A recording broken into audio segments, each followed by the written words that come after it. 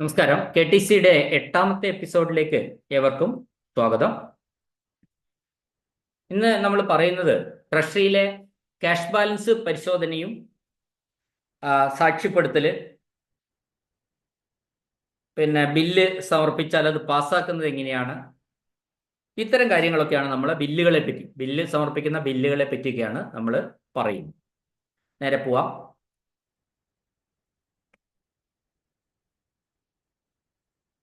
ട്രഷറിയിലെ ഒരു മാസത്തിന്റെ cash balance പരിശോധനയാണ് പറയുന്നത്. ഒരു മാസത്തിന്റെ ആദ്യ ദിവസം ഒഴികെയുള്ള പ്രവൃത്തി ദിവസം ക്യാഷ് ബാലൻസ് വെരിഫൈ ചെയ്യേണ്ടതും എല്ലാ ട്രഷറികളുടെയും കാര്യമാണ് പറയുന്നത്. ബാലൻസ് ഫിനാൻസ് ഡിപ്പാർട്ട്മെന്റിനും അക്കൗണ്ടന്റ് ജനറലിനും TR 35 റിപ്പോർട്ട് ചെയ്യുകയാണ്. ഇതാണ് ആദ്യം പറയാനുള്ളത്. ഒരു മാസത്തിന്റെ ആദ്യ ദിവസം ഒഴികെ ഉള്ള പ്രവൃത്തി ദിവസം ഓരോ ട്രഷറിയിലെയും ക്യാഷ് ബാലൻസ് വെരിഫൈ ചെയ്യേണ്ടതും ബാലൻസ് ഫിനാൻസ് ഡിപ്പാർട്ട്മെന്റിനും അക്കൗണ്ടന്റ് ജനറലിനും TR 35 റിപ്പോർട്ട് ചെയ്യേണ്ടതാണ്. ഇനി പ്രതിമാസ ക്യാഷ് ബാലൻസ് വെരിഫൈ ചെയ്യുന്ന ഓഫീസർ TR 35 റിപ്പോർട്ട് നൽകുന്നത്. TR 36 ഒരു സർട്ടിഫിക്കറ്റ് ഒപ്പുവെക്കാനുണ്ട്. ഞാനിത് വെരിഫൈ ചെയ്തതാണ്, ക്യാഷ് ബാലൻസ് ഇത്രയാണ് എന്നൊക്കെ പറഞ്ഞിട്ടുള്ള ഒരു സർട്ടിഫിക്കറ്റ് ഒപ്പുവെക്കേണ്ടതായിട്ട് ഉണ്ട്. ഇനി കറൻസി ചെസ്റ്റ് എന്ന് പറയുന്നത് ഞാൻ നേരത്തെ പറഞ്ഞിരുന്നു. കറൻസി ചെസ്റ്റ് എന്ന് പറയുന്നത് റിസർവ് ബാങ്ക് ഓഫ് ഇന്ത്യയുടെ ആസ്തിയാണ്. നോൺ ബാങ്കിങ് ട്രഷറി ആണെങ്കിൽ ഈ കറൻസി ചെസ്റ്റ് എന്ന് പറയുന്നത്, നോൺ ബാങ്കിങ് ട്രഷറിയിൽ എന്താ പ്രത്യേകത? സാമ്പത്തിക ഇടപാട് എവിടെ ആയിരിക്കും? ബാങ്കിലായിരിക്കും.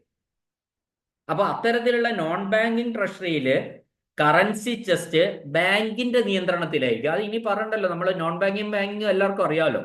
അപ്പൊ നോൺ ബാങ്കിങ് ട്രഷറി ആണെങ്കിൽ കറൻസി ചെസ്റ്റിന്റെ നിയന്ത്രണം ബാങ്കിന്റെ നിയന്ത്രണത്തിലാണ് ഉണ്ടാവുക. ഇപ്പൊ നമ്മുടെ കറൻസി ഓഫീസർ, നമ്മുടെ കേരളത്തിലെ കറൻസി ഓഫീസർ, അതായത് റിസർവ് ബാങ്കിന്റെ കറൻസി ഓഫീസർ ഉള്ളത് ഞാൻ നേരത്തെ പറഞ്ഞു ചെന്നൈയിലാണ്, മദ്രാസിലാണ്. ഇനി കറൻസി ചെസ്റ്റിൽ ഉൾപ്പെട്ട നോട്ടുകളും നാണയങ്ങളും ട്രഷറി ബാലൻസിൽ നിന്നും പ്രത്യേകമായി സൂക്ഷിക്കണം. അതുകൂടാതെ ഈ ചെസ്റ്റില് TR 37 കറൻസി ചെസ്റ്റ് ബുക്ക് സൂക്ഷിക്കണം. അതൊരു ബുക്കിൽ ഫുൾ എൻട്രി നടത്തിയ കറൻസി ചെസ്റ്റ് ബുക്ക് സൂക്ഷിച്ചിട്ടുണ്ടാവണം. ഇപ്പൊ കറൻസി ചെസ്റ്റിൽ ഉൾപ്പെട്ട നോട്ടുകളും നാണയങ്ങളും ട്രഷറി ബാലൻസിൽ നിന്നും ട്രഷറി ബാലൻസ് ഇതും കൂടെ മിക്സ് ചെയ്യരുത്, രണ്ടും വേറെ വേറെയാണ്, പ്രത്യേകമായിട്ട് സൂക്ഷിക്കേണ്ടതാണ്. ഈ കറൻസി ചെസ്റ്റ് ബുക്ക് 3 വർഷം കഴിഞ്ഞാൽ നശിപ്പിക്കാം. ഇപ്പൊ ഓരോ വർഷവും ഈ കറൻസി ചെസ്റ്റ് ബുക്ക് യൂസ് ചെയ്യേണ്ടതായിട്ടുണ്ട്. 3 വർഷം കഴിഞ്ഞാൽ കറൻസി ചെസ്റ്റ് ബുക്ക് നമുക്ക് നശിപ്പിക്കാം. ഇനി ബാങ്ക് കസ്റ്റഡിയിലുള്ള കറൻസി ചെസ്റ്റ് ബാലൻസ്, ഇപ്പൊ നമ്മൾ ട്രഷറിയുടെ കാര്യത്തിലാണ് ഈ പറഞ്ഞത്. അത് ബാങ്കിന്റെ കസ്റ്റഡിയിലുള്ള കറൻസി ചെസ്റ്റ് ബാലൻസ് ആണെങ്കിൽ, ബാങ്കിന്റെ കസ്റ്റഡിയിൽ എങ്ങനെയാണ് വരുന്നത്? നോൺ ബാങ്കിങ് ട്രഷറി ആണെങ്കിൽ കറൻസി ചെസ്റ്റ് ബാങ്കിന്റെ കസ്റ്റഡിയിലായിരിക്കും. അങ്ങനെയെങ്കിൽ ആ കറൻസി ചെസ്റ്റ് ബാലൻസ് വെരിഫിക്കേഷൻ നടത്തുന്നത് റിസർവ് ബാങ്ക് അതിന്റെ ഉദ്യോഗസ്ഥർ മുഖേനയാണ്. ബാങ്കിലെ കറൻസി ചെസ്റ്റ് വെരിഫിക്കേഷൻ RBIയുടെ ഉദ്യോഗസ്ഥരാണ് അത് വെരിഫൈ ചെയ്യുന്നത്. ഇനി ഓരോ മാസവും treasury officer consolidated verification certificate currency ഓഫീസർക്ക് അയച്ചു കൊടുക്കണം. അപ്പൊ കറൻസി ഓഫീസർ ചെന്നൈയിലാണ് ഉള്ളത്. RBI കറൻസി ഓഫീസർ ചെന്നൈയിലാണ്. അദ്ദേഹത്തിന് treasury officer consolidated verification certificate ഓരോ മാസവും അയച്ചു കൊടുക്കേണ്ടതായിട്ടുണ്ട്. ഇനി സ്റ്റാമ്പുകളും സ്റ്റാമ്പ് പേപ്പറൊക്കെ സൂക്ഷിക്കുന്ന ട്രഷറിയിലാണ്, നമുക്കറിയാലോ. സ്റ്റാമ്പുകള്, സ്റ്റാമ്പ് പേപ്പറുകള് അങ്ങനെയുള്ളവയുടെ വൻതോതിലുള്ള സ്റ്റോക്ക് ഡബിൾ ലോക്ക് സ്ട്രോങ് റൂമിൽ സൂക്ഷിക്കണം. ഡബിൾ ലോക്ക്, ഇത് പണം ക്യാഷ് പോലെ തന്നെയാണ് എന്ത് സ്റ്റാമ്പ് പേപ്പറും, അത് നമുക്കറിയാം. അപ്പോൾ അത് വലിയ സ്റ്റോക്കൊക്കെ ഒരുമിച്ച് വന്ന ഒരു ജില്ലയിലെ മുഴുവൻ ആവശ്യങ്ങൾക്കും വേണ്ടിയിട്ടുള്ള സ്റ്റോക്ക് വന്നിട്ടുണ്ടെങ്കിൽ അത് നമ്മൾ എന്ത് ചെയ്യണം? ഡബിൾ ലോക്ക് സ്ട്രോങ് റൂമിൽ സൂക്ഷിക്കണം. ഇനി ഒരാഴ്ചക്കുള്ള വിൽപ്പനയ്ക്കുള്ള സ്റ്റാമ്പ്സും സ്റ്റാമ്പ് പേപ്പർ, സ്റ്റാമ്പ്സ് ഒക്കെ സിംഗിൾ ലോക്ക് സിസ്റ്റത്തില് ട്രഷറർ സൂക്ഷിക്കണം. ഒരു വലിയ സ്റ്റോക്ക് മാത്രം ഇതുപോലെ സൂക്ഷിച്ചതിന് ശേഷം ഒരാഴ്ചയിലേക്കുള്ള വിൽപ്പനയ്ക്കുള്ള സ്റ്റാമ്പും സ്റ്റാമ്പ് പേപ്പറും ഒക്കെ ട്രഷറർ സിംഗിൾ ലോക്ക് സിസ്റ്റത്തില് അദ്ദേഹം താക്കോല് സൂക്ഷിച്ചാൽ മതി. ഇനി വിലയേറിയ വസ്തുക്കൾ അടങ്ങിയ പാക്കറ്റ്, ക്യാഷ് ചെസ്റ്റ് എന്നിവ കൃത്യമായി സീൽ ചെയ്തിട്ടില്ലെങ്കിൽ ട്രഷറി സേഫ് കസ്റ്റഡിയിലേക്ക് സ്വീകരിക്കാൻ പാടില്ല. ഇപ്പൊ ഞാൻ അതിന്റെ പറഞ്ഞതിന്റെ അർത്ഥം എന്താന്ന് വെച്ചാല്, വിലയേറിയ വസ്തുക്കൾ അടങ്ങിയ പാക്കറ്റ് ഉള്ള ക്യാഷ് ചെസ്റ്റ് ആയിട്ട് വരുന്ന പാക്കറ്റ്, അതൊരു ക്യാഷ് ചെസ്റ്റ് ആയിട്ട് വരുന്ന പാക്കറ്റ് കൃത്യമായി സീൽ ചെയ്തിട്ടില്ലെങ്കിൽ ട്രഷറി അതിന്റെ സേഫ് കസ്റ്റഡിയിലേക്ക് സ്വീകരിക്കാൻ പാടില്ല എന്നുള്ള ഒരു നിയമമുണ്ട്. പൊട്ടിപ്പൊളിഞ്ഞ് സീലൊന്നും ചെയ്യാതെ കൊണ്ടുവന്ന ഒരു പാക്കറ്റും അത്തരത്തിൽ സ്വീകരിക്കാൻ പാടില്ല. ഇനി സേഫ് കസ്റ്റഡിയില് ഒരു വാല്യുബിൾസ് 25 വർഷത്തിന് മേൽ അവകാശികളില്ലാതെ കിടക്കാണ്. അങ്ങനെ 25 വർഷമായാൽ ആ അവകാശികളില്ലാത്തത് ഗസറ്റ് വിജ്ഞാപനം ചെയ്ത് ആൾക്കാര് ഗസറ്റ് വിജ്ഞാപനം നടത്തിയതിനു ശേഷം അതിന്റെ അവകാശികൾ വന്നില്ലെങ്കിൽ ട്രഷറിയില് സേഫ് കസ്റ്റഡിയിൽ സൂക്ഷിച്ചിരിക്കുന്ന വാല്യുബിൾസിന്റെ കാര്യമാണ് പറഞ്ഞത്. 25 വർഷത്തിനും 25 വർഷം വരെ സൂക്ഷിക്കണം. 25 വർഷം മേലെ ആയാല് അത് ഗസറ്റ് വിജ്ഞാപനം നടത്തണം. എന്നിട്ടും ആൾക്കാർ വന്നില്ലെങ്കിൽ പൊതു ലേലത്തിലൂടെ ആർക്കെങ്കിലും വിറ്റ് കളയാൻ കൈയൊഴിയാം. ഈ വിറ്റ് കിട്ടുന്ന പണം അത് ട്രഷറി ഡിപ്പാർട്ട്മെന്റിന്റെ മിസലേനിയസ് റെസീറ്റിൽ ക്രെഡിറ്റ് ചെയ്യണം. ഇതൊക്കെ ചോദ്യമാണ്. എവിടെയാ ഈ വിറ്റ് കിട്ടുന്ന പണം ക്രെഡിറ്റ് ചെയ്യാറ്? ട്രഷറി ഡിപ്പാർട്ട്മെന്റിന്റെ മിസലേനിയസ് റെസീറ്റിലാണ് ആയത് ക്രെഡിറ്റ് ചെയ്യേണ്ടത് എന്ന കാര്യം നമ്മൾ ഓർമ്മിക്കുക. അപ്പോൾ എത്ര വർഷത്തിന് മേലെ ആയാലാണ് ഇങ്ങനെ ലേലം ചെയ്ത് കൊടുക്കാൻ പറ്റുക? 25 വർഷത്തിന് മേലെ സൂക്ഷിച്ചിട്ടുണ്ടായിരിക്കണം. അവകാശികൾ ഉണ്ടാവരുത്. ഗസറ്റ് വിജ്ഞാപനം ഉണ്ടായിരിക്കണം. ഓക്കെ. ഇനി ട്രഷറി ഓഫീസർ സീൽ ചെയ്ത എല്ലാ ചെസ്റ്റുകളും പാക്കറ്റുകളും സുരക്ഷാ കസ്റ്റഡിയിൽ ഉണ്ടെന്നുള്ള കാര്യം 6 മാസത്തെ ഇടവേളകളിൽ കഴിയാതെ പരിശോധിച്ച് ഉറപ്പുവരുത്തേണ്ടതാണ്.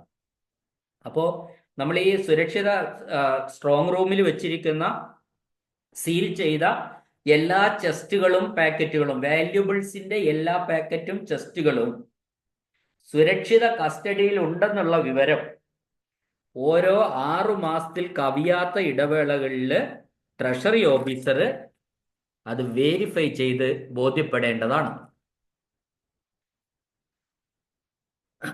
ഇനി അതാണ് അതിന്റെ ട്രഷറി സുരക്ഷയെ പറ്റിയൊക്കെ പറഞ്ഞ കാര്യങ്ങളാണ് ഞാനിപ്പോൾ പറഞ്ഞത്. സേഫ് കസ്റ്റഡി, സ്റ്റാമ്പ്, അങ്ങനെയുള്ള കാര്യങ്ങളെ പറ്റിയാണ് പറഞ്ഞത്. ഇനി നമ്മൾ ബില്ല് സമർപ്പിക്കുക എന്ന് പറയുന്നത്, ബില്ലുകൾ ഓഫീസുകളിൽ നിന്ന് ബില്ല് സമർപ്പിക്കുന്ന രീതിയൊക്കെ ഒന്ന് വെറുതെ നമ്മൾ പറയുക. ഈ ബില്ലുകൾ സമർപ്പിക്കുന്നത് പറയുമ്പോൾ തന്നെ നമ്മുടെ മനസ്സിൽ ഇതിലുള്ള മിക്കവാറും കാര്യങ്ങളൊക്കെ തന്നെ പഴയതാണ്. പുതിയ സിസ്റ്റത്തിൽ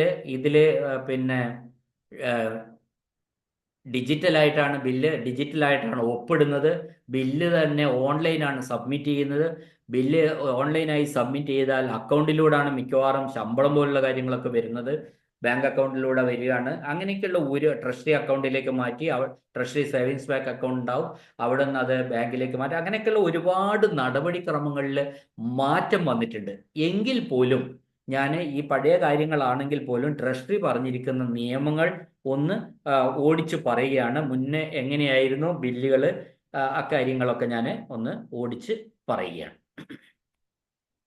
അപ്പൊ നമ്മൾ ഒരു ബില്ല്, ഒരു ചോദ്യം വരുന്ന ഒരു സെക്ഷനാണ് ഇപ്പം ഞാൻ പറയുന്നത്. ഒരു ബില്ല് അല്ലെ ഒരു ഡോക്യുമെന്റ്, ആ ബില്ല് പാസ്സായി കഴിഞ്ഞാൽ അതിന് വൗച്ചർ എന്ന് പറയാം. ഇപ്പൊ ഒരു പെയ്ഡ് എന്ന് രേഖപ്പെടുത്തിയാൽ മാത്രമേ ഒരു ബില്ല് വൗച്ചറാവൂ. അത് നമ്മൾ വളരെ പ്രധാനപ്പെട്ട ഒരു ചോദ്യം കേട്ടോ. അല്ലെ ഒരു ബില്ല് അല്ലെങ്കിൽ ബിൽ ഓർ ഡോക്യുമെന്റ് വൗച്ചറായി മാറുന്നത് ആ ബില്ല് പാസ്സായി കഴിഞ്ഞാലാണ്. അല്ലെങ്കിൽ ആ ബില്ല് പാസ്സാകുക എന്ന് പറഞ്ഞാൽ അതിൽ പെയ്ഡ് സീൽ അടിച്ചിട്ടുണ്ടാവും. പെയ്ഡ് സീൽ അടിച്ചപാട് ആ ബില്ല് എന്തായി മാറി? അതൊരു വൗച്ചറായി മാറി. കാരണം ആ പണത്തിന് പെയ്ഡ് ആയിട്ടുള്ള അത്രയും പണത്തിന് പകരമുള്ള ഒരു രേഖയായിട്ട് ആ ബില്ല് മാറി. ഇനി ഗവൺമെന്റ് അക്കൗണ്ടിൽ നിന്നും പണം എങ്ങനെയൊക്കെയാണ് പിൻവലിക്കേണ്ടതെന്നാണ്. അത് ബില്ല് നമ്മൾ മിക്കവാറും ഗവൺമെന്റ് അക്കൗണ്ടിൽ നിന്ന് പണം പിൻവലിക്കൽ ബില്ല് സമർപ്പിച്ചിട്ടാണ്. ഇപ്പൊ നമ്മൾ ശമ്പളത്തിന്റെ കാര്യം എടുത്ത് തന്നെ മുമ്പോട്ട് പോകാം, അത്തരത്തിലുള്ള രീതി. അപ്പോൾ ട്രഷറിയിൽ പേയ്മെന്റായി ലഭിക്കുന്ന ബില്ലുകളിൽ അതിന്റെ ഗവൺമെന്റ് എംപ്ലോയി അല്ലെ DDO ഒപ്പിട്ടിട്ടുണ്ടാവണം. ആ ബില്ലുകളിൽ ക്ലെയിമിന്റെ സ്വഭാവം എന്താന്ന് പറഞ്ഞിട്ടുണ്ടാവും, ക്ലെയിം ചെയ്ത തുക എത്രയാന്ന് പറഞ്ഞിട്ടുണ്ടാവും, ഏത് കാലാവധിയിലേക്കുള്ള ബില്ലാണ് ഇതെന്ന് പറഞ്ഞിട്ടുണ്ടാവും, പിന്നെ കിഴിവ് ചെയ്യുന്ന ഏതൊക്കെയാന്ന് പറഞ്ഞിട്ടുണ്ടാവും, അക്കൗണ്ട് ഹെഡുകൾ അതിനകത്തുണ്ടാവും, ചാർജ് അലോക്കേഷൻ സംബന്ധിച്ച വിവരങ്ങൾ ഉണ്ടായിരിക്കും, DDOയുടെ കോഡ്, ഡ്രോയിങ് ആൻഡ് ഡിസ്ബേഴ്സ്മെന്റ് ഓഫീസർക്ക് കോഡ് ഉണ്ടാവും. അതൊക്കെ നമ്മൾ ഈ ബില്ലിന്റെ പുറത്ത് രേഖപ്പെടുത്തിയിട്ടുണ്ടാവും. എല്ലാ ബില്ലിലും ഈ DDO ഒപ്പിട്ടിട്ടുണ്ടായിരിക്കണം. ഈ ഒപ്പ് മാത്രമല്ല, ചില പ്രത്യേക ബില്ലുകളിൽ ആ DDO പുറമെ കൗണ്ടർ സൈൻ വേണ്ടി, ഉയർന്ന ഉദ്യോഗസ്ഥന്റെ കൗണ്ടർ സിഗ്നേച്ചർ വേണ്ടി വരും. അങ്ങനെ കൗണ്ടർ സിഗ്നേച്ചർ ആവശ്യമുള്ളിടത്തൊക്കെ ആ കൗണ്ടർ സിഗ്നേച്ചറും കൊടുത്തിട്ടുണ്ടായിരിക്കണം. ഇനി മറ്റൊന്ന്, എല്ലാ ബില്ലിലും നമ്മൾ പ്രൊട്ടക്ഷൻ നോട്ട് എന്ന് പറയുന്ന ഒരു സാധനം ചുവന്ന മഷിയിൽ മുൻകാലങ്ങളിൽ എഴുതും, പ്രൊട്ടക്ഷൻ നോട്ട്. അത് പ്രൊട്ടക്ഷൻ നോട്ട് എന്ന് പറഞ്ഞാൽ അതിപ്പോൾ ഏത് സാധനത്തിലും ഉണ്ട്. ഡിമാൻഡ് ഡ്രാഫ്റ്റിലൊക്കെ പ്രൊട്ടക്ഷൻ നോട്ട് എഴുതുന്നുണ്ട്. എന്താ പ്രൊട്ടക്ഷൻ നോട്ട് എന്ന് പറഞ്ഞാൽ, അപ്പോൾ നമ്മൾ ഒരു 10,000 രൂപയാണ് നമ്മൾ ക്ലെയിം ചെയ്ത എമൗണ്ട് എന്ന് വിചാരിക്കുക. ഒരു എക്സാമ്പിളാണ് പറയുന്നത്, 10,000 രൂപ. അപ്പം ബില്ലിന്റെ സൈഡിൽ നമ്മൾ എഴുതും ബിലോ RS 10,001, എന്നിട്ട് അത് ബ്രാക്കറ്റിൽ എഴുതും 10,001 ഓൺലി. അപ്പൊ 10,001 താഴെയുള്ള സംഖ്യയാണ്, അതായത് നമ്മൾ ക്ലെയിം ചെയ്ത ആ 10,000 എന്ന് പറയുന്ന സംഖ്യക്ക് കൂടുതൽ ഉറപ്പ് നൽകുകയാണ്. ഒരു 0 കുറഞ്ഞു പോയിട്ടോ കൂടി പോയിട്ടോ ഒന്നുമില്ല. 10,001 തൊട്ട് താഴെ ബിലോ RS 10,001 എന്ന് നമ്മൾ എഴുതും. അതിന് നമ്മൾ പ്രൊട്ടക്ഷൻ നോട്ട് എന്നാ പറയാം സാധാരണഗതിയിൽ. അത് പൈസ, അതിനുശേഷം വരുന്ന പൈസ എന്തെങ്കിലുമൊക്കെ ഉണ്ടെങ്കിൽ ആ പൈസയും രേഖപ്പെടുത്താം. പക്ഷെ ആ പൈസ രേഖപ്പെടുത്തുമ്പോൾ ഒരു വ്യത്യാസം, റുപ്പീസ്, ഇപ്പോൾ നമ്മൾ 300 രൂപയാന്ന് വെച്ചോ ക്ലെയിം എമൗണ്ട്, 300 രൂപയും 40 പൈസയും. അപ്പൊ നമ്മൾ എഴുതേണ്ടത് റുപ്പീസ് 300 ആൻഡ് പൈസ 40. പൈസ 40 സംഖ്യയായിട്ട് എഴുതണ്ടേ, പൈസ 40 പൈസ അവസാനമാണ് എഴുതേണ്ടത്. അപ്പൊ ഇനി പൈസ ഇല്ലെങ്കിൽ രൂപ 300 ഓൺലി, രൂപ രേഖപ്പെടുത്തിയതിനു ശേഷം ഓൺലി എന്ന് എഴുതാറുണ്ട് പൈസ ഇല്ലെങ്കിൽ. പൈസ ഉണ്ടെങ്കിൽ ആൻഡ് റുപ്പീസ് 300 ആൻഡ് പൈസ 40 എന്ന് പറയുന്നത് അക്കത്തിലാണ് എഴുതുന്നത്. ഈ രീതിയിലാണ് നമ്മൾ പ്രൊട്ടക്ഷൻ നോട്ട് എഴുതുന്നത്. അതായത് നമ്മൾ ക്ലെയിം ചെയ്ത എമൗണ്ടിന് കൂടുതൽ ഉറപ്പ് നൽകുക, ബലം, സപ്പോർട്ട് ചെയ്യുന്ന ഒന്നാണിത്. ഇത് നമ്മൾ ഡിമാൻഡ് ഡ്രാഫ്റ്റിലൊക്കെ ഉണ്ട്. എല്ലാ ഇതിലും ഡിമാൻഡ് ഡ്രാഫ്റ്റ്, ഇപ്പൊ നമ്മൾ ഒരാൾക്ക് ഡിമാൻഡ് ഡ്രാഫ്റ്റ് കൊടുത്തു, 5,000 രൂപയുടെ ഡിമാൻഡ് ഡ്രാഫ്റ്റ് കൊടുത്തു എന്ന് വെച്ചോ, അത് കൺഫേം ചെയ്യാൻ എന്തൊക്കെ ഒരു ഉറപ്പിക്കാനുള്ള ഒരു സാധനമാണ് ബിലോ RS 5,001 എന്ന് എഴുതും. അതിൽ തന്നെ ഉണ്ടാവും മേലെ, എന്നിട്ട് അത് വേർഡ്സിലും ഉണ്ടാവും 5,000 ബിലോ റുപ്പീസ് 5,001 ഓൺലി. അപ്പോ അതിനകത്ത് മേലെ ഒരു 0 ചേർക്കാനോ അതോ അത്തരത്തിലെ ഒരുവിധ മാൽ പ്രാക്ടീസുകളും നടത്താതിരിക്കാൻ വേണ്ടിയിട്ടാണ് നമ്മൾ അത്തരത്തിലൊരു പ്രൊട്ടക്ഷൻ നോട്ട് കൊടുക്കുന്നത്.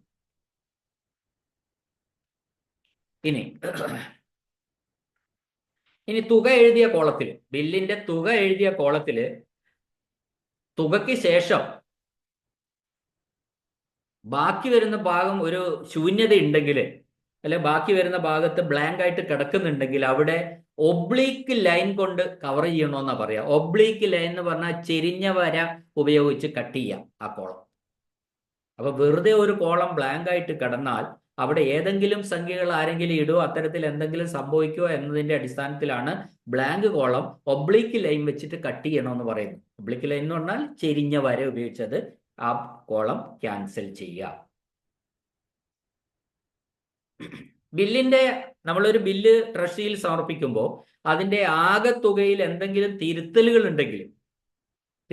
ഉണ്ടെങ്കിൽ ആ സ്വീകരിക്കുന്ന വ്യക്തി, അതായത് DDO ആണ്, DDO ഒപ്പിട്ട് പ്രത്യേകമായി അത് സാക്ഷ്യപ്പെടുത്തേണ്ടതാണ്. അവിടെ ആ വെട്ടി കറക്റ്റ് എഴുതി അത് അയാള് ഒപ്പിട്ട് സാക്ഷ്യപ്പെടുത്തണം, സീലൊക്കെ വെച്ച് സാക്ഷ്യപ്പെടുത്തേണ്ടതാണ്.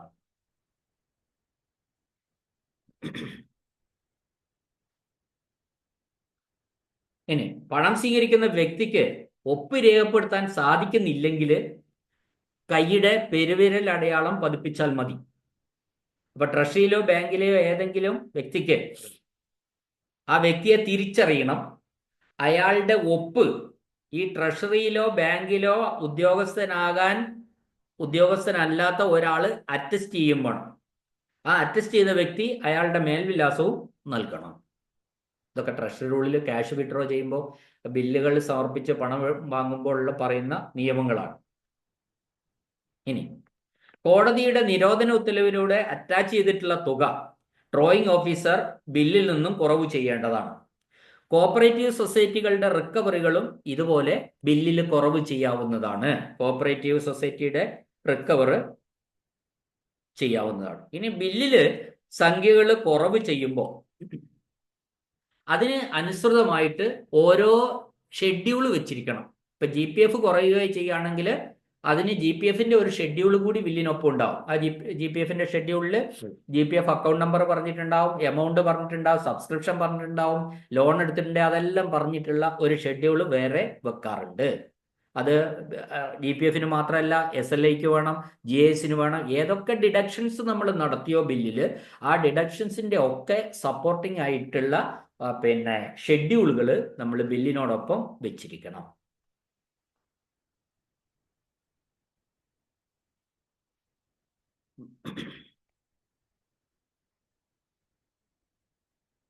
ഇനി ഒരു ട്രഷറിയോ നമ്മളൊരു DDO പുതുതായിട്ട് ചേരുന്നുണ്ടെങ്കിൽ DDO അയാളുടെ സിഗ്നേച്ചർ ട്രഷറിയെ ബോധ്യപ്പെടുത്തേണ്ടതുണ്ട്. ഏതൊരു സ്ഥാപനത്തിലെയും DDO അത് സ്പെസിമെൻ സിഗ്നേച്ചർ കാർഡ് ഉണ്ട്. ആ സ്പെസിമെൻ സിഗ്നേച്ചർ കാർഡ് കൊണ്ടുപോയി അയാള് ആ സിഗ്നേച്ചർ കാർഡിൽ രേഖപ്പെടുത്തി അയാൾ ഗസറ്റഡ് ഓഫീസർ അല്ല എങ്കിൽ അയാളുടെ മേലെയുള്ള ഗസറ്റഡ് ആയിട്ടുള്ള ഉയർന്ന ഉദ്യോഗസ്ഥൻ ആ സ്പെസിഫിക് സിഗ്നേച്ചർ കാർഡിൽ കൗണ്ടർ സൈൻ ചെയ്ത് കൊടുക്കണം. അപ്പോൾ DDOമാര്, അതായത് ഡ്രോയിങ് ആൻഡ് ഡിസ്പോസിംഗ് ഓഫീസർമാര് ഗസറ്റഡ് അല്ലാത്തവരും ഉണ്ട്, ആയവരും ഉണ്ട്. അപ്പൊ അത്തരം സന്ദർഭത്തിൽ ഏത് ആൾക്കാരായാലും സ്പെസിഫിക് സിഗ്നേച്ചർ കാർഡ്, അത് സ്പെസിഫിക് സിഗ്നേച്ചർ ട്രഷറിയിൽ എത്തിക്കേണ്ട ഉത്തരവാദിത്വം ഉണ്ട്. ഇപ്പോൾ അത് ഡിജിറ്റൽ സിഗ്നേച്ചർ ആയിട്ട് മാറിയിട്ടുണ്ട്. പിന്നെ നമ്മൾ സ്റ്റാമ്പ് ഈ പൈസ ഒക്കെ വാങ്ങുന്ന സമയത്ത് നമ്മൾ ഒരു stamp India stamp act 1899 India stamp ആക്ടിലെ സെക്ഷൻ 3 പ്രകാരം 1899 ഇന്ത്യൻ സ്റ്റാമ്പ് ആക്ടിലെ സെക്ഷൻ 3 പ്രകാരം 5000 രൂപയ്ക്ക് മുകളിലുള്ള സംഖ്യയ്ക്ക് 1 രൂപ റവന്യൂ സ്റ്റാമ്പ് പതിപ്പിച്ച് ഒപ്പിടേണ്ടതാണ് എന്ന ഒരു നിയമവും അതിന് സമാനമായ ഒരു നിയമം KTCയിൽ ഉണ്ട്. പിന്നെ ബാക്കി കാര്യങ്ങൾ പറയാനുള്ള കാര്യങ്ങൾ ഇതൊക്കെയാണ്. ഒരു ബില്ല് നഷ്ടപ്പെട്ട് കഴിഞ്ഞാൽ അതിന് ഡ്യൂപ്ലിക്കേറ്റ് കൊടുക്കുന്ന കാര്യം ഇവിടെയും ഇല്ല. അല്ലെങ്കിൽ അതിൻ്റെ ഡ്യൂപ്ലിക്കേറ്റ് അല്ല എങ്കിൽ കോപ്പി കൊടുക്കുക, അതൊന്നും ട്രഷറിയിൽ നിന്ന് പിന്നെ കിട്ടുന്നതല്ല. അത് ആകെ ഇത്ര തുക അക്കൗണ്ടിൽ നൽകിയതായിട്ട് ഒരു സർട്ടിഫിക്കറ്റ് നൽകാം. അങ്ങനെ സർട്ടിഫിക്കറ്റ് നൽകുന്നതിന് 5 രൂപ കോർട്ട് ഫീ സ്റ്റാമ്പ് ഒട്ടിച്ച ഒരു അപേക്ഷ നൽകിയാൽ മതി. 5 രൂപയുടെ കോർട്ട് ഫീ സ്റ്റാമ്പ് ഒട്ടിച്ച അപേക്ഷ നൽകിയാൽ മതി. ഇനി ഇതിനകത്ത് പറയാൻ ബാക്കിയുള്ള ഒരു കാര്യം, നമ്മളിപ്പോ ഈ ബില്ലുകളിൽ പ്രത്യേകിച്ച് ശമ്പള ബില്ലുകളിലെ കാര്യങ്ങളാണ് ഇപ്പൊ നമ്മൾ പറഞ്ഞത്. ആ ബില്ലുകളിൽ കുറയ്ക്കാൻ കഴിയാത്ത ഒരു കാര്യം പ്രൊഫഷണൽ ടാക്സ് ആണ്. പ്രൊഫഷണൽ ടാക്സ് നമ്മൾ ബില്ലുകളിൽ കുറച്ചിട്ടല്ല വാങ്ങുന്നത്, അത് എംപ്ലോയീസ് നേരിട്ട് DDO കളക്ട് ചെയ്തിട്ട് അടയ്ക്കുകയാണ് ചെയ്യുന്നത്. അപ്പൊ ഇത്രയും കാര്യങ്ങൾ ഞാനിതൊക്കെ പറഞ്ഞു എങ്കിലും നിയമങ്ങളും കാര്യങ്ങളും ഒക്കെ മുന്നേ നടന്നുകൊണ്ടിരിക്കുന്നത് പറഞ്ഞു എങ്കിലും ഇപ്പറഞ്ഞത് ഈ ബില്ല് സമർപ്പിക്കലും ക്യാഷ് വിഡ്രോവലും മുഴുവനായിട്ടും മാറിപ്പോയിട്ടുണ്ട് എന്നുള്ള സത്യം. ഇപ്പൊ നമ്മൾ ആ ബിലോ പ്രൊട്ടക്ഷൻ നോട്ടൊക്കെ ഞാനൊന്ന് അറിയാൻ വേണ്ടി പറഞ്ഞു. എന്നാൽ ചില കാര്യങ്ങളൊക്കെ അറിയേണ്ടതായിട്ടുണ്ട്. ബാക്കി എല്ലാ കാര്യങ്ങളും ഡിജിറ്റൽ സിഗ്നേച്ചർ മാറി, അത് പുതിയ സംവിധാനമാണ്. പിന്നെ ബില്ല് സബ്മിഷൻ ഓൺലൈനാണ്. ബില്ല് ജനറേറ്റ് ചെയ്യുന്നത് സ്പാർക്ക് എന്ന് പറയുന്ന സോഫ്റ്റ്വെയറിലൂടെയാണ്. സ്പാർക്കിൽ അല്ലാതെ ശമ്പള ബില്ല് കൊടുക്കുന്നവരുണ്ട് കേട്ടോ. അപ്പൊ നമ്മൾ അത് അറിയണം. സ്പാർക്ക് എല്ലാ ഡിപ്പാർട്ട്മെന്റിലും സ്പാർക്ക് അല്ല, അല്ലാതെ ബില്ലുകൾ ട്രഷറിയിൽ കൊടുക്കുന്നവര് ഉണ്ട്. അപ്പൊ അതുകൊണ്ട് ഇതും അറിയണം. എന്നാൽ മിക്കവാറും ഡിപ്പാർട്ട്മെന്റുകളിൽ ഇപ്പോൾ സ്പാർക്കായി പോയി. സ്പാർക്കിന്റെ രീതികളൊക്കെ ആകെ കൂടി ഇതിന് മാറ്റമാണ്. ഇനിയും മാറും. കാലങ്ങൾ ഇങ്ങനെ മാറും തോറും പിന്നെ ടെക്നോളജി വലുതായി വരും തോറും നമ്മളുടെ സിസ്റ്റത്തിന്റെ നമ്മളെ പണമിടപാടുകളുടെ രീതിയും മാറിക്കൊണ്ട് ഇരിക്കും എന്ന് നമ്മൾ പ്രതീക്ഷിച്ചുകൊണ്ട് തന്നെ ഇത് കാര്യങ്ങളൊക്കെ നമ്മൾ മനസ്സിലാക്കുക. നമ്മളെ സംബന്ധിച്ച് നമ്മുടെ ലക്ഷ്യം, പ്രധാനപ്പെട്ട ലക്ഷ്യം എന്ന് പറയുന്നത് ട്രഷറി കോഡ് പാസ്സാകുക എന്നുള്ളതാണ്. അത് ആ പാസ്സാകാൻ വേണ്ടി ആണ് ഈ ക്ലാസ്സുകളൊക്കെ എല്ലാവരും കേട്ടത്. ഈ ക്ലാസ് നമുക്ക് വൈൻഡപ്പ് ചെയ്യാം. എന്നെ ശ്രവിച്ച എല്ലാവർക്കും നന്ദി, നമസ്കാരം.